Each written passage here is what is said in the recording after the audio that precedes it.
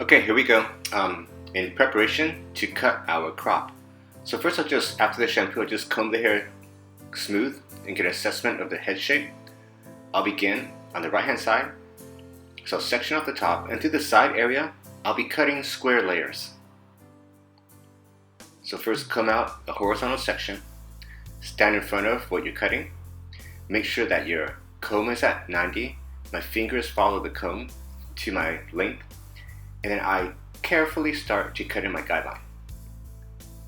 Working in small, manageable sections, make sure that you're always cutting square. We're just doing layers through the right side. Okay, and once your guideline's nailed, clean, and perfect, then move on to the second. Remember, don't move on to your next section until your guideline's like super amazing, because if your guideline has a little error in it, every section after that error will get larger. So don't rush your guideline. It's really important to just make sure you put in the time and nail it and make it perfect, because your guideline establishes the overall excellence of your end result. Okay, so the next section again, combing the hair straight out, cutting square layers through the side, comb the hair to natural fall, make visual assessments. Okay, and as I'm working the side area, I do my best to stand directly in front of what I'm cutting. It's a bit challenging for video, so I'll move off to the left a bit, but normally I really want to have the section parallel to my chest and just working directly in front of what I'm cutting. So because in that form and that body position, it will give me the greatest amount of control. And always work, again, in small, manageable sections. Make sure you can always see a super clean guideline. And it's a good habit after you nail a guideline or you finish off a section to comb the hair to natural fall and just make a visual assessment. I'm looking for stuff that pops out or just falls kind of off. So if I catch an error in the beginning, it's easier to go back and clean up. Cutting square through the sides. My fingers, section, scissors, comb, elbow, they're all 90 degrees. They're square.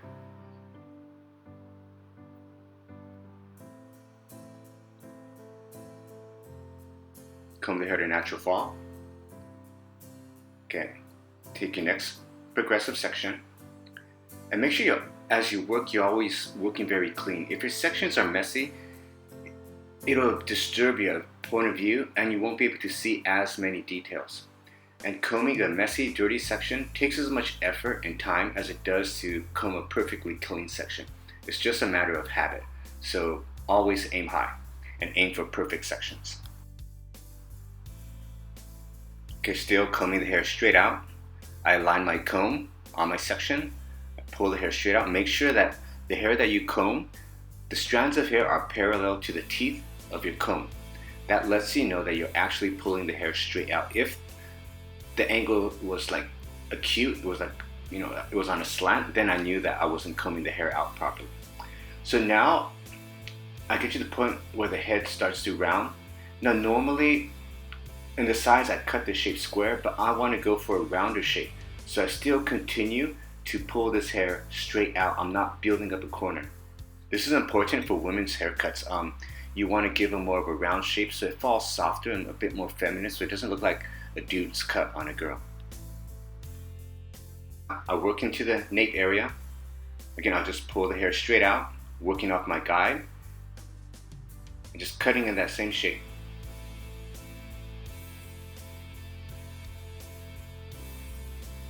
Be careful for any jumpy cowlicks. If you come across jumpy cowlicks at the nape, use a little bit less tension.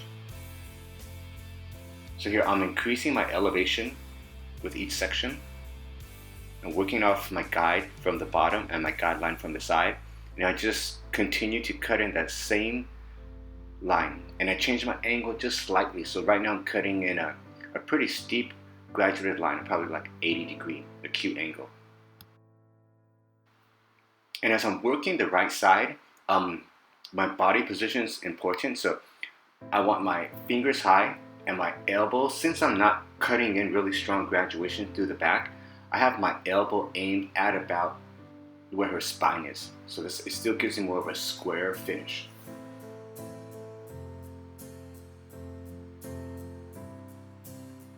– Continue working With each progressive section, I'll increase my elevation just slightly,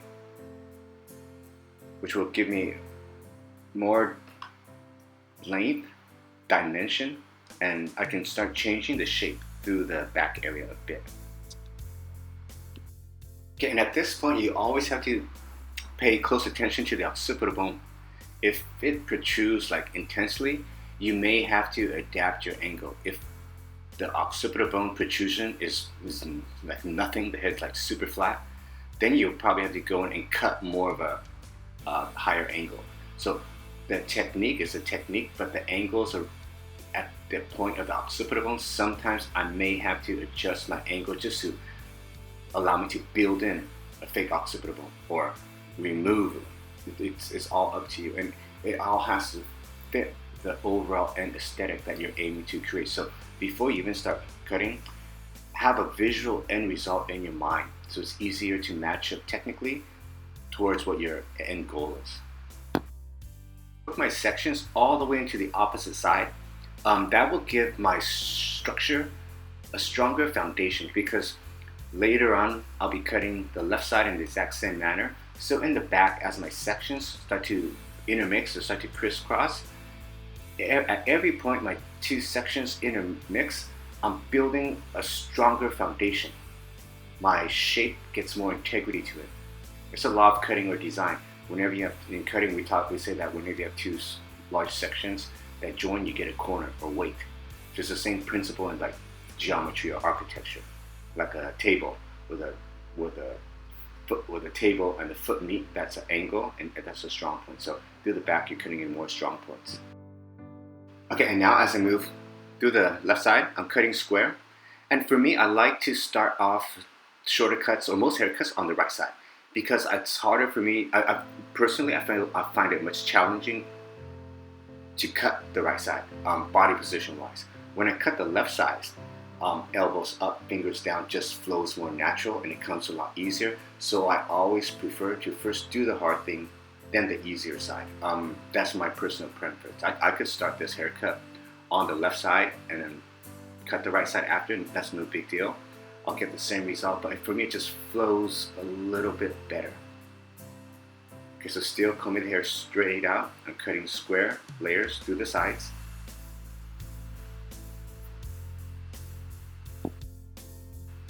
Again, always work with super clean, perfect, and manageable sections.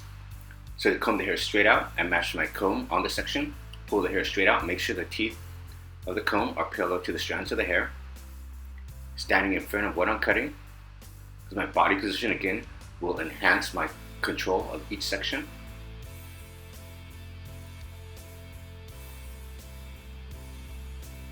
And just here use consistent tension, consistent moisture.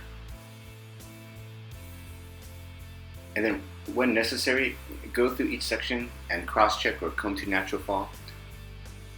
Again, cutting square, it's easier said than done. Saying it's easy, doing it's hard, but when you calculate all these little details with each section, things will flow much faster. Okay, next section again, straight out. Fingers, comb, scissors, elbow, parallel. I layer through the left side. And around the ear area, I'll just use a little bit less tension. Just because I know when that hair falls naturally, the ear is it'll come into contact with the ear, so I'll give it a little bit more elbow room, and once the hair is dry, I can go and polish that up a bit more. So again, at the round of the head, I'm still combing the hair straight out. I'm not over directing, I'm not building a corner. Remember, with men's haircuts, we want that corner because aesthetically it looks stronger, that heavy corner. But with women's haircuts, we want classically, you want it to be more of a rounder, softer shape.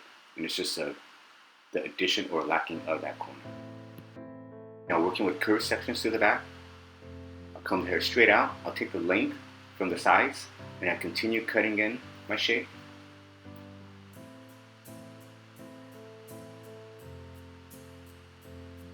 And sometimes I may have to break up this section, and reaching and grabbing this hair right here at the nape it's a bit challenging sometimes to get your fingers in there. So I like to place a finger on the bottom and then catch it with the top. So that way I don't have to comb that some area out like too many times. The shorter you go at that area, the more challenging it is to actually grab it in your fingers, especially if there are intense cowlicks. Okay, so next diagonal section, remember to increase your elevation slightly. So that'll give us additional internal graduation, and I'll be allowed to start building up more length. Always working with a super clean guideline. And since this curved section is quite large, I'll break it into 2 or 3 smaller, more manageable sections. Next curved section. So now with this sections, my left sections and right, they start to interplay. So I'm building, again, a stronger structural foundation. So the integrity of the shape through the back is super sharp because now I have connections that are in crossplay. So they reinforce each other. They make each other stronger.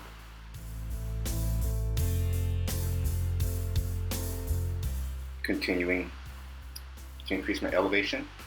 And as I cut the left side, my elbow's high, my fingers are aiming low. And my shoulders are actually slanted. My left shoulder is higher, my right shoulder is lower. So I also physically begin to mimic the shape that I'm creating, which will give me a greater understanding and best control for each portion of the head shape that I'm working on. Don't be afraid to move around when you're cutting. If you stand in one place, you'll probably have a super strong tendency to over direct the hair way off. So just be aware of that, and awareness is half the battle. Okay, so still intermixing my sections, increasing my elevation. And the occipital bone here is quite nice. So I don't have to go and adapt my angle too much. Next section extends all the way into the other side. So again, my sections are intermixing. I increase my elevation, following my guideline, and I break this big section up into smaller, more manageable sections.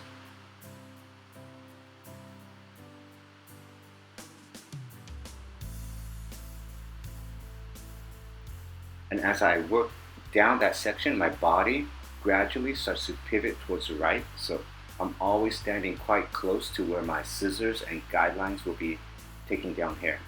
I want that close to my chest, my center of balance. Okay, so now we'll move to the top area. So I'll section off the top, working with a natural parting. And from here, I'll comb the hair straight out, and I'll over direct the hair slightly to the right. And I'm just connecting sections, the sections in the back and the sides. So I have actually 3 guidelines here. So again, over direct the hair slightly to the right, and just working off the guideline. And my sections are a bit diagonal.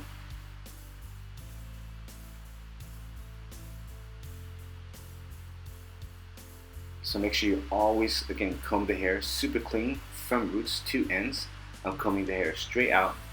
I'm cutting in a bias angle through the top.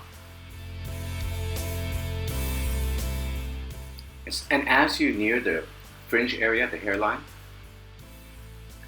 pay special attention and be on that lookout for any awkward growth patterns. Like sometimes you'll find some massive cowlicks around the hairline.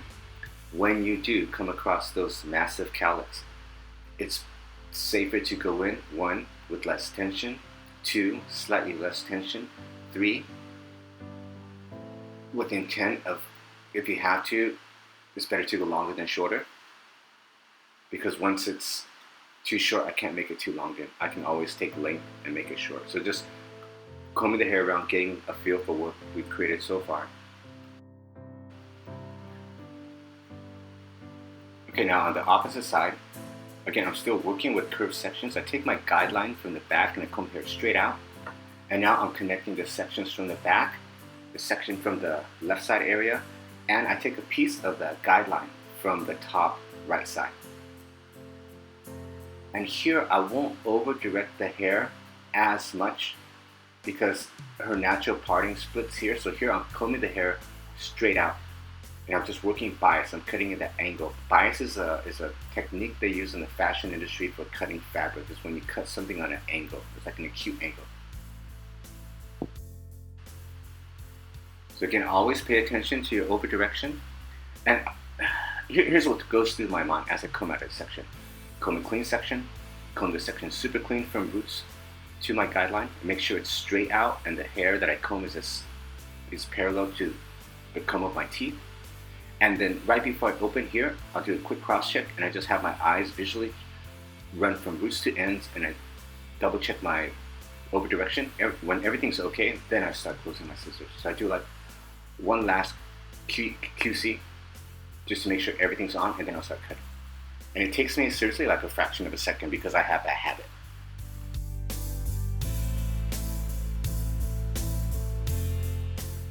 Okay, again, combing the hair straight out.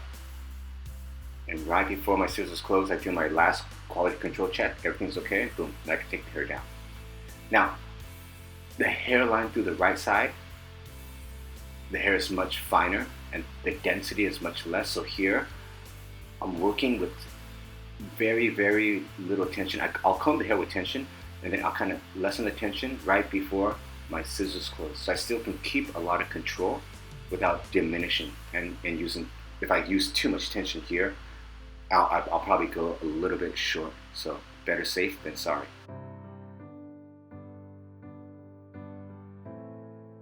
Okay, so now we'll jump into the blow dry. So I'll use a paddle brush, and the entire finish, I'll just go in flat wrapping and leafing.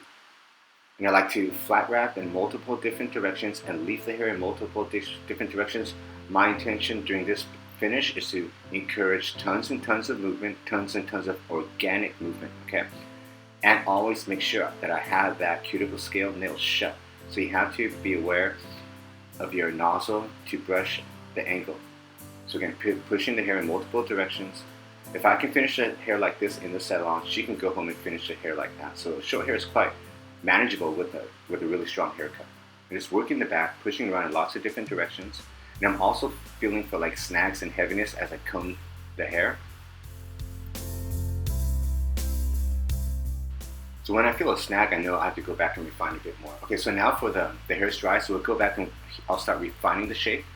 So I'll start off with just some slight scissor will come through the sides. I'm going with the wide side of my 107, just because it gives me less tension. If I went in with like the tighter side of my teeth, or like the 101, the mid size, I'm afraid I'll put too many hard lines in there. So I'll just go in scissor comb slightly with the wide side of the 107. And here I'm just cleaning out the hairline.